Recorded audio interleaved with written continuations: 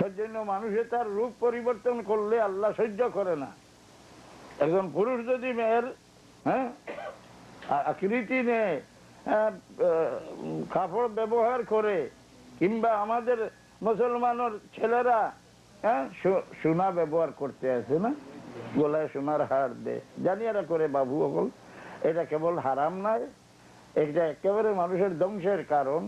কারণ কারণকে মাটির নিচে দাবানের একমাত্র কারণ সে সোনা স্বর্ণ পরিয়া বাইর হয়েছিল, এর উপরে আল্লাহ বিরক্ত হয়ে তাকে জমিনের নিচে দোষাই দিছে। আপনারা কি নিচের দিকে নামতে চান? কারণ জমিনের নিচে এমন ভাবে ঢুকছে কে প্রত্যেক দিন এক পুরুষ পরিমাণ হেসে নিচে দিয়ে কিয়ামত পর্যন্ত দাবিতে থাকবো। তার দোষ কি? খারাজা আলা ফি জিনাতিন মিনাল কওম, না, এই স্বর্ণ পরিয়া বাইর হয়েছিল, তার নচে ফল হইল তাকে আল্লাহ জমিনের দোষাই দিছে।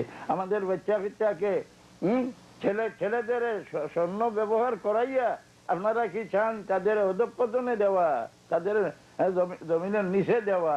অবনতির একমাত্র কারণ হইব যে এই জিনিসটা ব্যবহার করিও না বাবু। আপনাদের পয়সা আছে, নিজের বাপের পয়সা দিয়া ব্যবহার করতে আসো, এতে আমি বাধা দেওয়ার তো উচিত নাই, কিন্তু আপনাদের জীবনের শেষ ফলাফলটা বড় খারাপ। তো পরেশগার কে? কোরআন শরীফ আল্লাহ বলছে, ওমান ইউআযযিম শাইরাল্লাহ ফাইন্নাহা মিন তাকওয়াল কুলুব। এ তাসবিহ পড়ায় পরেশগার হয় না, জিকিরেও পরেশগার হয় না, নফল ইবাদতে পরেশগার হয় না, পাগড়ি আর লম্বা কুর্তা লম্বা দাড়ি দিয়ে পরেশগার হয় না। তার অন্তর পরেশগার না হইলে সে পরেশগার হইতে পারে না। অন্তর পরেশগার কিভাবে বানাল যায়? মানুষের অন্তরের মূল্যে মানুষের মূল্য না, বাইরের চামড়ার মূল্যে মানুষের মূল্য? অন্তরের মূল্য। ওমান ইউআযযিম শাইরাল্লাহ ফাইন্নাহা মিন তাকওয়াল কুলুব। আল্লাহর সংসর্বী জিনিসের সম্মান যারা করে তাদের অন্তর পরেশগার হয়। আল্লাহর সম্মানের দ্বারা এবং আল্লাহর সংসর্বী জিনিসের সম্মানের দ্বারা মানুষের অন্তর পরেশগার হয়। এ মুনাফিকদের আকীদা না ফতোয়া, আল্লাহ ছাড়া কেউ কারোর তাজিম করতে পারে না। কোরআন শরীফে সেটার উত্তর আল্লাহ দিয়ে দিছে, ওয়ালিল্লাহিল ইজ্জাতু ওয়ালিরাসূলিহি ওয়ালিল মুমিনিনা ওয়ালাকিন্নাল মুনাফিকিনা লা ইয়ালামুন। হে মুনাফিকরা, ইজ্জত কেবল আল্লাহর নয়, ইজ্জত আল্লাহর, ইজ্জত আল্লাহর রসুলের, ইজ্জত মুমিনের। আল্লাহর ইজ্জত করিয়া করার দ্বারা মানুষের অন্তর পরেশগার হয়।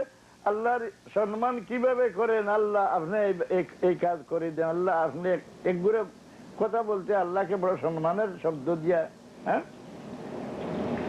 বলে না, এইটা না। আল্লাহর ইজ্জত করা হইল এই নমাজের ভিতরে রুকু সজ্জা। আপনার বাড়ির গাছে কি সজ্জা করে না? এমন কোন জিনিস নাই আল্লাহর সৃষ্টির মাঝে যে সজ্জা করে না, কিন্তু একদিনও গাছকে নত হইতে দেখা যায় না।